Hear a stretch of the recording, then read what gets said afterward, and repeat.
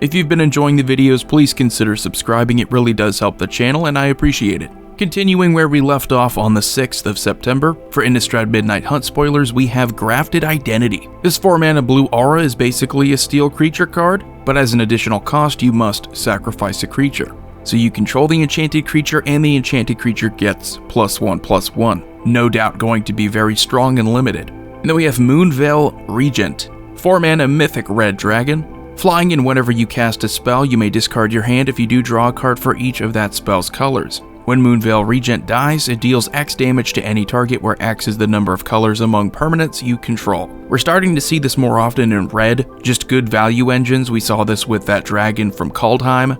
We saw this with the dragon from Zendikar Rising. A lot of good red dragons lately. And then we have Spectral Adversary, a 2-mana blue spirit, a mythic with flash and flying. When Spectral Adversary enters the battlefield, you get to pay 2 mana any number of times. When you pay this cost 1 or more times, put that many +1/+1 counters on Spectral Adversary. Then up to that many other target artifacts, creatures, and or enchantments phase out. So if you like Teferi's protection, this is in a similar way going to be used to protect your creatures, your artifacts, your enchantments.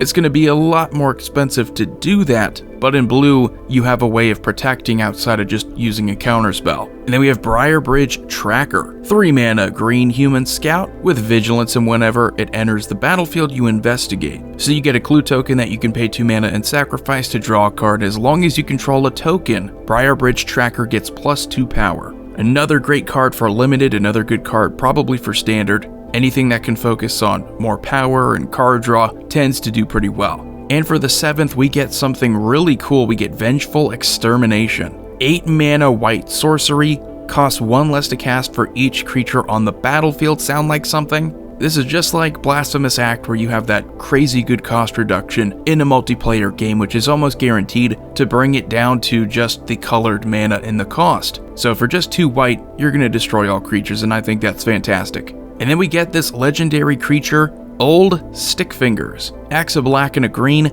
legendary creature horror. When you cast this card, reveal the top card of your library until you reveal X creature cards. Put all the creature cards revealed this way into your graveyard, and the rest on the bottom of your library in a random order. Old Stickfingers' power and toughness are equal to the number of creature cards in your graveyard. So that right there is already in line with a lot of other cards that do something similar. Splinter Fright, Lord of Extinction, just 2 cards that also give you a ton of power equal to creatures in the graveyard.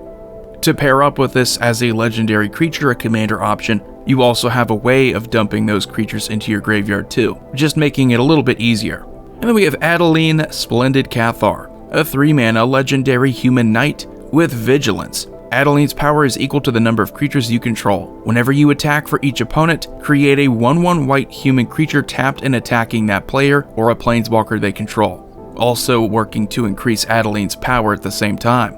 And then we have Siphon Insight, a 2-mana blue-black instant. Look at the top 2 cards of target opponent's library. Exile one of them face down and put the other on the bottom of that library. You may look at and play the exiled card for as long as it remains exiled, and you may spend mana as though it were mana of any color to cast that spell, and a flashback cost of 3. I think this is pretty powerful.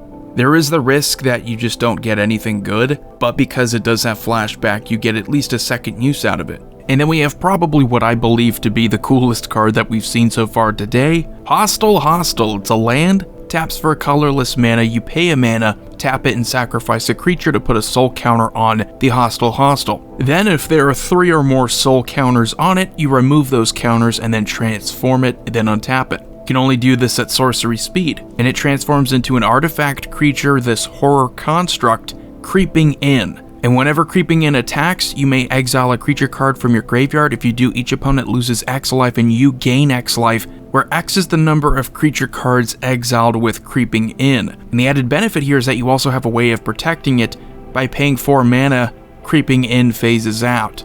Kind of like Westvale Abbey, this is just another really cool land. Gives you a ton of options if you're looking to get some power from a land. Here you go. Then we get Bloodthirsty Adversary. Yet another one of these mythics where you get to pay an additional amount of mana. This time for this red vampire, you have haste, and when it enters, you pay 3 mana any number of times. When you pay this cost 1 or more times, put that many +1/+1 counters on Bloodthirsty Adversary, then exile up to that many target instant and or sorcery cards with mana value 3 or less from your graveyard and copy them. You may cast any number of the copies without paying their mana costs. So that's pretty cool. We've seen a lot of cards that seem to fit well into Prosper Tomebound decks, and this looks like yet another one. And then we get Mask of Grizzlebrand. 3 mana black, legendary artifact equipment. Equipped creature has flying and lifelink, and whenever the equipped creature dies, you may pay X life, where X is its power. If you do, you draw X cards. Has an equip cost of 3. This is kind of a letdown for me. Would have much rather preferred to have an actual Grizzlebrand on an equipment,